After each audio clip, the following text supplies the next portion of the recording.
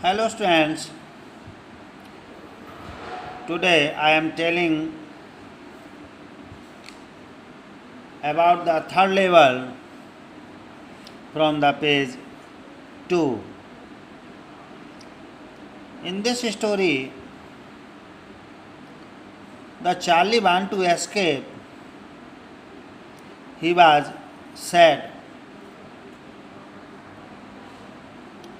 Sometimes I think Aunt Central is growing like a tree, pushing out new corridors and the staircases like roots. कभी कभी मैं सोचता हूँ कि grand central नए नए गलियारों और सीढ़ियों को जड़ों के रूप में फैलाते हुए एक वृक्ष की तरह बढ़ रहा है. There is probably a long tunnel that nobody knows about, the feeling it's under the city right now, on its way to the Times Square and maybe another go Central Park. वहाँ शायद एक लंबी सुरंग है जिसके बारे में अभी तक किसी को नहीं पता है और कोई भी इसका रास्ता नहीं जानता. शायद यह टाइम स्क्वायर की तरफ जाती है या कोई दूसरी सेंट्रल पार्क की तरफ.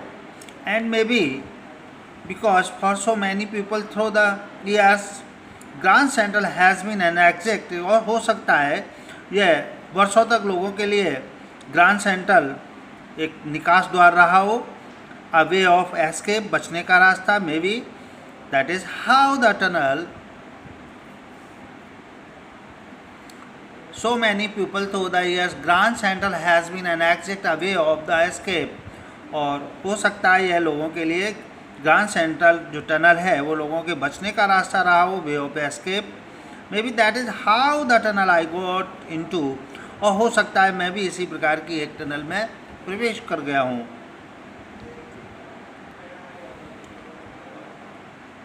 But I never told my psychiatrist friend about that idea, लेकिन मैंने कभी भी अपने एक मनोचिकित्सक दोस्त को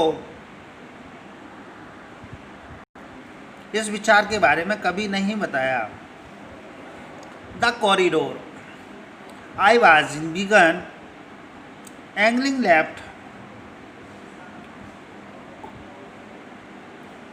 and slanting downward, and I thought that was wrong.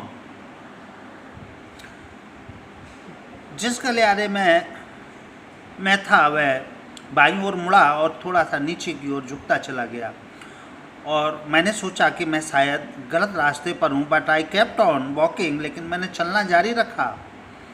All I could hear was the empty sound of my own footsteps and I didn't pass a soul. मैं केवल अपने पैरों की ही आवाज़ सुन सकता था और मेरे पास से एक भी व्यक्ति नहीं गुजरा. Then I heard that sort of hollow roar I hate that means open space and the people talking.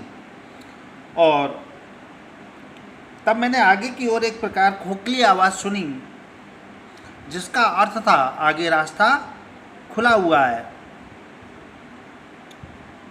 The tunnel turn sharp left, और सुरंग आगे से दाईं ओर मुड़ गई.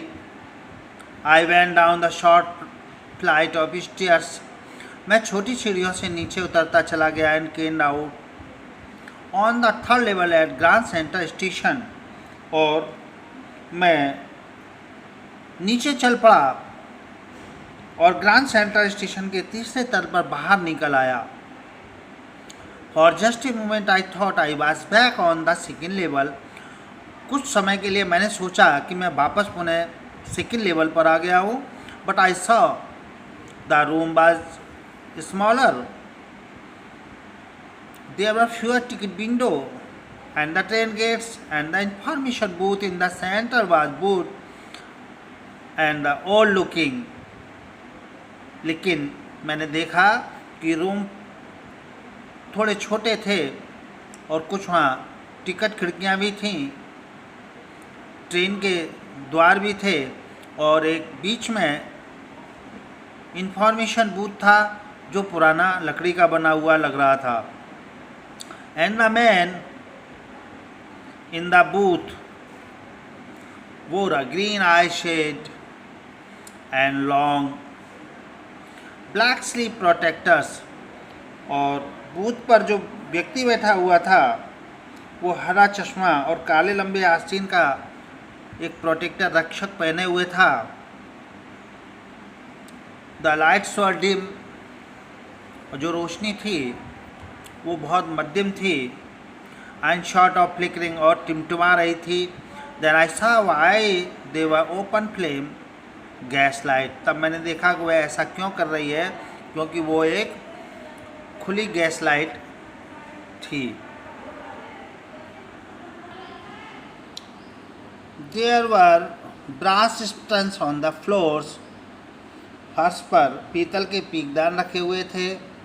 And across the station a glint of light caught my eye. A man was pulling a gold watch from his vest pocket. और जब प्रकाश की रोशनी में मेरे एक नज़र आदमी पर पड़ी जो अपनी पॉकेट से सोने की घड़ी निकाल रहा था. He snapped open the cover. उसने खींच करके कवर को खोला. Glanced at his watch, और अपनी नज़र घड़ी पर टकटकी लगाकर देखा. एंड फ्रॉन, और उसने तौलियाँ चढ़ाई. He wore a derby hat, a black button suit with tiny lapels, and he had a big black handlebar mustache. उसने डर्बी टोप, छोटे मोड़ वाला 4 बटनों वाला कोट, बड़ी काली नोकदार मूछें थी उसकी. Then I looked around and saw that everyone in the station was dressed like 1819 sometimes. और तब मैंने देखा कि स्टेशन पर प्रत्येक व्यक्ति 18वीं 19वीं शताब्दी के समकालीन वस्त्र पहने हुए था. I never saw so many beard, sideburn, the fancy mustache in my life. मैंने अपनी ज़िंदगी में कभी भी इतने दाढ़ी वाले लोग और विभिन्न प्रकार की मूँछों वाले लोग नहीं देखे थे. A woman barged in through the train gate. तभी एक औरत ट्रेन के द्वार से चलती हुई आई. She wore a dress with a leg of mutton sleeves and skirt to the top of her high buttoned shoes. जो अपने जूतों के ऊपर, ऊंचे बटन वाले जूतों के ऊपर इसका टॉप पहने हुई थी. Back of her out on the tracks I caught a glimpse of locomotive. और उसी के पीछे रास्ते में मुझे ट्रेन का इंजन की झलक दिखाई दी. A very small Currier and Ives locomotive be the funnel shaped stack, जो कि बहुत छोटा सा इंजन था. ईवस कंपनी का इंजन था और इसमें एक कीप के आकार की चिमनी लगी हुई थी. एंड देन आई न्यू, और तब मुझे पता चला. यहाँ